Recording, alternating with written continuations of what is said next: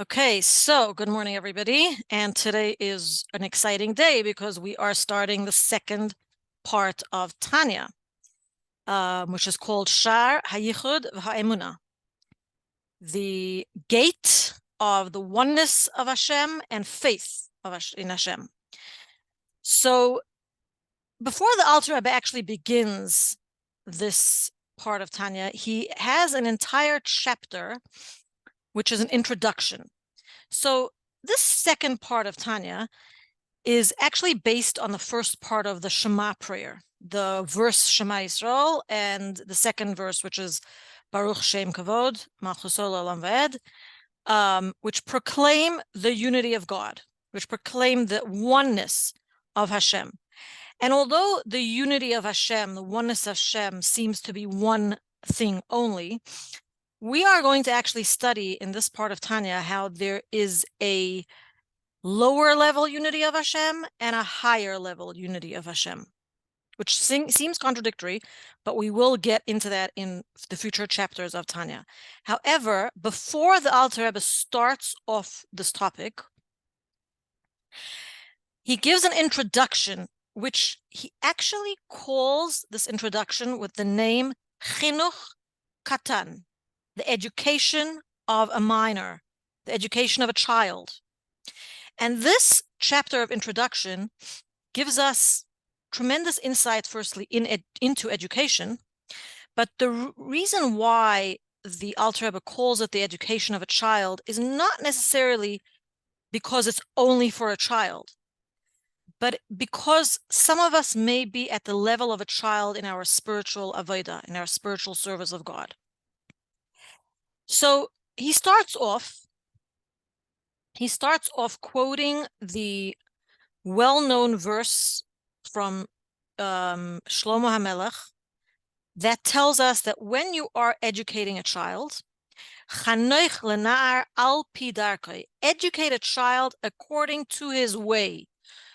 Gam kiyaskin lo yaser mimenu, because if you educate a child according to his way, when he is older, he will not stray from this path. Now, right off the bat, the Alter Rebbe asks the question.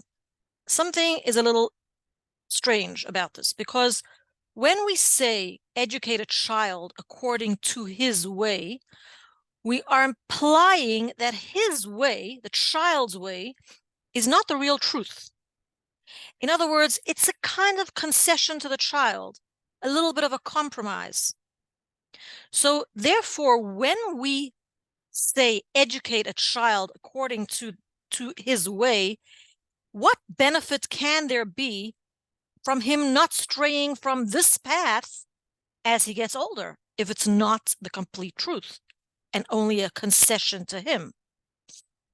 One would hope, actually, that he would leave this path of imperfection when he is older and come closer to the truth.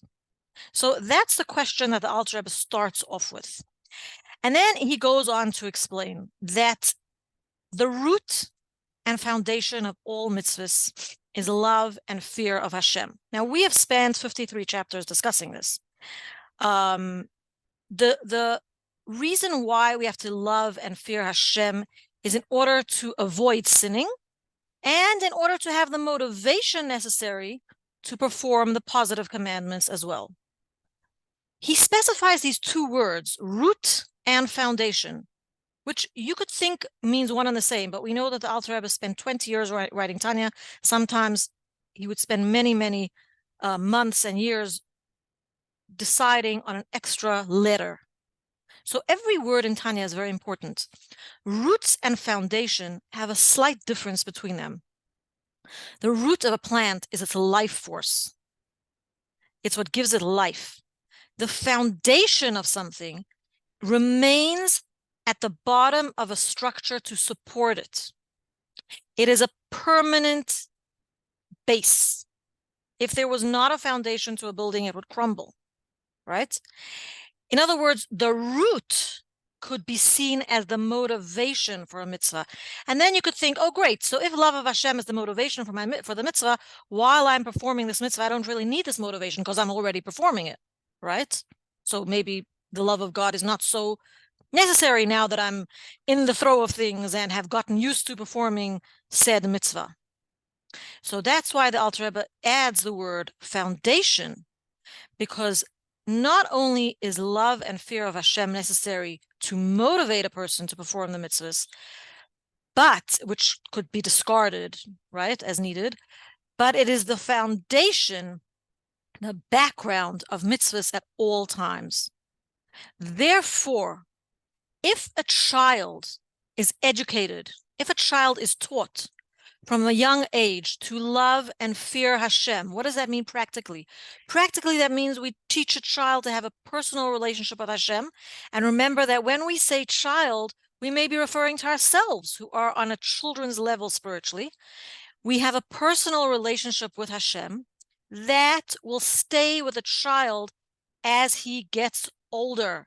That will stay with an adult as he moves on to the next stage of serving God, which is on a more mature level than that with which he began, than that of a child. Because in performance of mitzvahs, there is a child's level and an adult's level. We don't expect children to perform the mitzvahs in the same way as we expect adults to perform the mitzvahs. We are educating the child, and they don't have the same requirements or the same requisites as an adult. Chinuch, education, is a preparation for the performance of mitzvahs. That's why we educate our children. I just want to add over here that the Rebbe, this is not in this chapter of Tanya, but the Rebbe spoke many, many times, as opposed to the rest of the world, how it is more important how we educate a child when he is young than when he is older. Many people have the erroneous idea that you could just let a child do whatever he likes, and later on when he has developed thought processes, then he will choose his path and you will discuss with him. But it's not true, because a child is like a seedling, very sensitive to the influences. And yet we are also creating a foundation for the future. And the Alter Rebbe explains why that is so in this introduction. So we must conclude that there is, in the same way that there is an adult's way of performing mitzvahs and a children's way of performing mitzvahs, there is also an adult form of love of Hashem and a child's form of love of Hashem, which serves as a preparation and foundation for the higher level love of Hashem. So why is there actually a commandment to love Hashem? Isn't love an emotion, from the heart? And we've discussed this many times in the previous chapters of Tanya.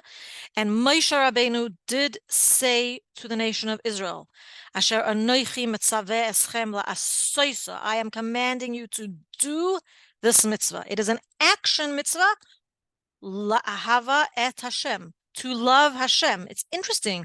Isn't love an emotion? What do we have to do? Where is the action piece in this love? Now, originally, this is something interesting. Originally, the Alter Rebbe wanted this part of Tanya to be first and a prerequisite for Likutei Amarim, the 53 chapters which we've already studied. However, the 53 chapters deal with actual avodah, like how to have the love of Hashem, and which is a motivation for the performance of mitzvahs. And because that is more important than our feelings, let's say, that's why the Alter Rebbe reversed the order, and made Shaar, Hayichud, Ve'amunah second. But that is why now the Alter Rebbe briefly touches on explaining different kinds of love of Hashem, which we've already studied. But because originally it was meant to be as an introduction, he introduces them now. So the Alter Rebbe now says that there are two kinds of love of Hashem. The one kind of love of Hashem is by nature of the soul. The soul wants to connect with Hashem. It wants to expire, but it is trapped in a body, covered and restrained. But its natural inclination is to rise and become one with Hashem, not obstructed by the body. But now it is obstructed by the body. When the intelligent soul subdues and overcomes the animal soul. Now note that I did not say godly soul. The Alter Rebbe introduces the concept over here of an intelligent soul, which is basically the bridge between your animal soul and your godly soul, because your godly soul is too far removed from your animal soul to have a direct influence on your animal soul. But when we use our intellect, our intelligence, and this intelligence subdues and overcomes the animal soul, removing the obstacles, the neshama rises up and it comes to a level of having great pleasure uniting with Hashem, but it rises of its own accord because that is the nature of the neshama. And we cannot create this love, but merely reveal it. This love in its truest form is only really enjoyed by tzaddikim. It's not a love for us to aspire towards. We are not spiritually refined enough to attain this love, which is also given to tzaddikim as a reward for the huge amount of Torah mitzvahs which they perform in their lifetime. We are not on that level, and we don't need to be on the level. But the second kind of love, which the Alter Rebbe tells us about, every person can achieve by thinking and contemplating deeply. And this contemplation arouses the love, produces a love. We've discussed this many times before in Tanya, and now the Alter Rebbe touches upon a few different kinds of love of Hashem, which results from this contemplation of Hashem. So firstly, the Alter Rebbe mentions the kind of love which is called nafshi ivisicha. I don't know if any of you remember. That kind of love is by realizing that Hashem is my life. My very life depends on Hashem. And in the same manner that you love your life, you want to live, you want to love Hashem and be connected to Him. And this brings, consequently, like the sequence is that this results in a different kind of love, contemplating the greatness of Hashem. Not only that Hashem is your life, but now you get into the details. Oh, Hashem is my life, but wow, look how great Hashem is, that He fills the worlds, that He's above the worlds. Memale kol almin and sovev kol almin. One contemplates the greatness of Hashem, each person according to his intellectual capacity, because it's adaptable to each person on his level. Much as we said there's a child's level, an adult's level, each adult has a different level of intelligence and contemplation. And when we reflect on the greatness of Hashem, in addition to the fact that Hashem is our life, these are the details, we then reach the conclusion of, wow, Hashem's great love for us, because He is so great and yet descended to very low levels to take us out of Egypt, notwithstanding His greatness. And this is something that happens on an individual level daily. Notwithstanding Hashem's greatness, Hashem watches us. Hashem is involved in every tiny detail of our life. And when we realize this, we then can respond with a reciprocal love to Hashem, which is also the nature of the animal soul, but it results from contemplating. And all these types of love are possible, the Alter Rebbe says, because we are always in control of our mind. Remember, the whole basis of Tanya is that we cannot control what's in our heart. But if we control what's in our mind, then that automatically produces different emotions in the heart. And all these examples that the Alter Rebbe brings are preparatory explanations for understanding that a person will not depart from the foundational aspects of Avodas Hashem, the foundational aspects of serving God, even as he gets older and serves Hashem with a more mature perspective. And to explain this, the Alter Rebbe gives us a lesson in personal growth in this introduction that is just amazingly profound. I know I say this all the time, but it is. The Alter Rebbe brings a pasuk from Mishlei, again, from the words of Shlomo HaMelech, that tell us, and you may have heard this, that tell us, Sheva Yipol Tzadik Vakum. A tzaddik falls down 7 times and rises up again. He gets up, right? So now it's interesting because one wouldn't think that a tzaddik falls, right? So firstly, it's a lesson for us that don't worry about failure, because even a tzaddik fails occasionally, but he lifts himself up again and continues, right? I was reading in a book, what if I forgot her name, Michelle Oshman, I think, and she mentions in her book the motto of Facebook, which is to fail forward or fail fast, something like that. Meaning, don't worry about failure. Fail, get up, go forward, keep on moving, right? Because in actual fact, a person is referred to as a mahalach, a person who walks, who goes, who continues growing, as opposed to angels. Angels are called imdim. They stand in one place. They have one purpose in their life. They don't grow. There's no personal growth associated with an angel. Whereas men, human beings, women, we need to change levels. Now, what happens between levels? So let's say you're on the way forward. You're growing. What happens in between levels? Now, here's the lesson in personal growth, which is so profound, right? If the higher level is radically higher, like radically different than where you are right now, as opposed to a gradual ascent, you have to completely leave behind the previous level. You have to jump, right? If something is very far, you're jumping. So you're leaving behind something, as opposed to a gradual ascent, right? The Alter Rebbe actually explained in a Yechidus to somebody that this is the difference between climbing a ladder or going up a ramp. So when you go up a ladder and there's a big space in between the rungs, the next level is much higher than the lower level.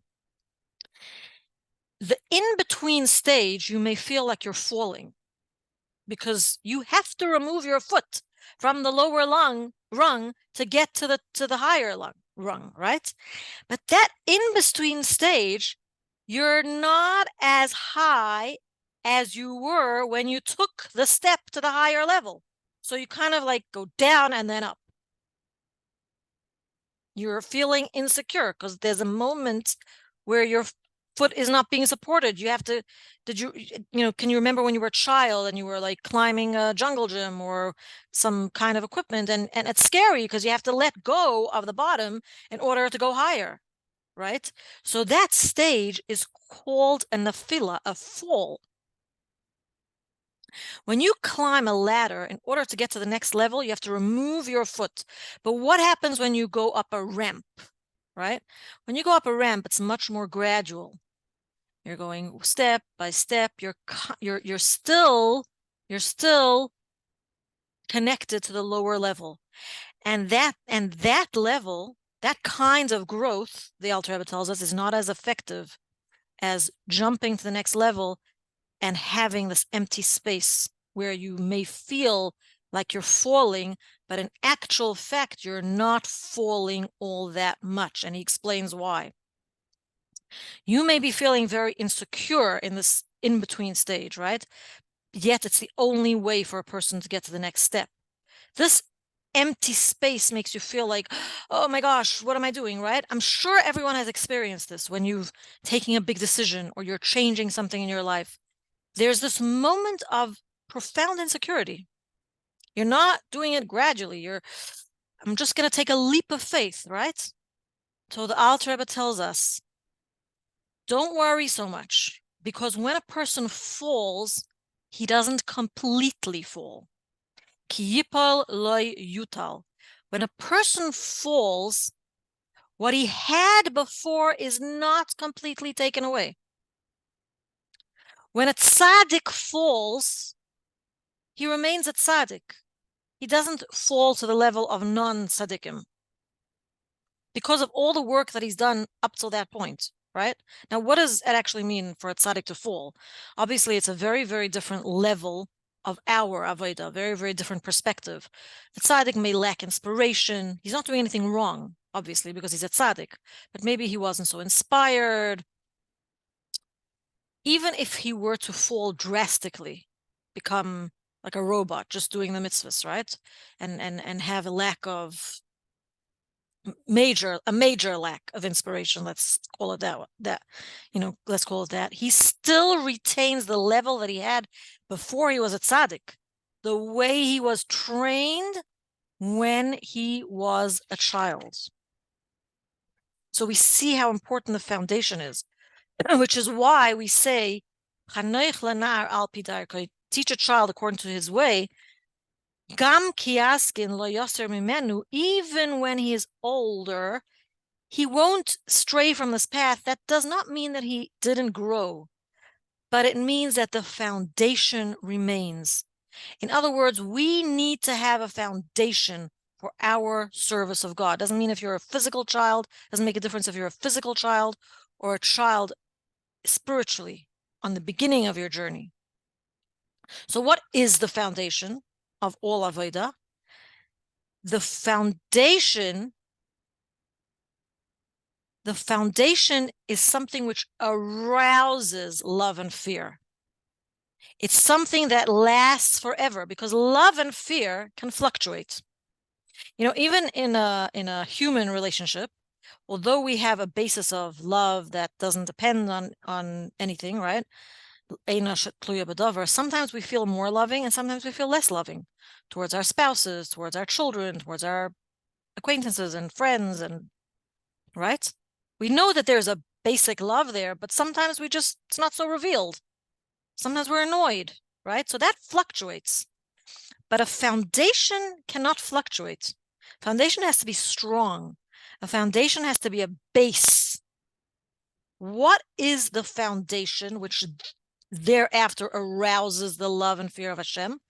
The foundation for all of our avodas Hashem is pure faith in the oneness of God. So although it is the intellect which creates the love of Hashem, it is preceded by pure faith, which is the belief, nothing to do with intellect. It's the belief in the oneness of Hashem. And then we build upon that to create a love and fear of Hashem. But here's the question, and this is the crux of the introduction to actually beginning the chapters of Shaar, Hayichud, Ve'emunah. The Alter Rebbe asks the question, what is the difference between pure faith and simple faith? I'm sure you've heard these terms. Pure faith, emunah tahira.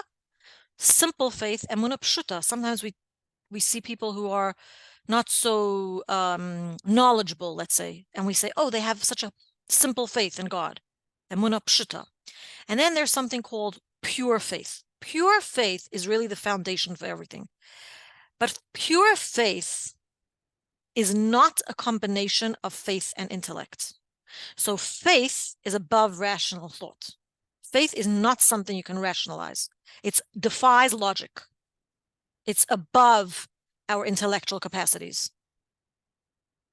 So we cannot say that pure faith is mixed with intellect, because it's not. So what is pure faith and how do we get there? This is the whole point now of learning Shaar, Hayichud, Ve'emunah. Pure faith means first understanding all there is to understand, and then using faith for the rest, because we cannot understand everything. Obviously, if we haven't learned, especially Shaar, Hayichud, Ve'emunah, there's a whole bunch of stuff that we don't know and that we haven't learned and that we don't understand. So our faith is not yet pure because we haven't understood all there is to understand. It's a little bit murky. It's a little mixed up with intellect, right? We say, oh, Hashem is so great. Why do we say Hashem is so great? Because we've studied about Hashem, right? But we may not know all there is to know. We may not yet understand all there is to understand. And that's why our faith is not yet on the level of pure. But When you learn all there is to know and you understand all there is to know, and you reach the limit of your understanding, what follows is pure faith and precedes the avodah of developing a love and fear of Hashem and performing the mitzvahs. Which is why originally Shaar, Hayichud, Ve'emunah came first, because it's the foundation of Judaism. It's the foundation of Yiddishkeit. But practically speaking, no matter what level our faith is on, we have to do the mitzvahs first. So we do avodah first, and then we strengthen our foundation, which is what we will be doing in the 12 chapters of Shaar, Hayichud, Ve'emunah. Developing our pure faith by understanding all there is to understand. Any questions?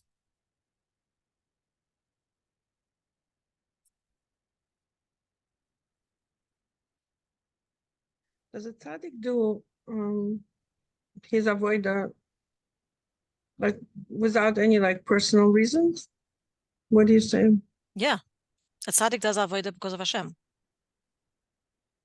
It's not because he needs something or wants something or enjoys it. No. No. He will intercede on behalf of other people, but that's because that's what Hashem wants as well. Mm-hmm. Hashem wants us to be healthy. Hashem wants us to have money. Hashem wants us to have all the good things in life. Hashem wants Mashiach. Hashem wants, that's really what Hashem wants. Hashem puts stumbling blocks in our way, and a tzaddik can intercede on our behalf. But a tzaddik is completely altruistic. No ego.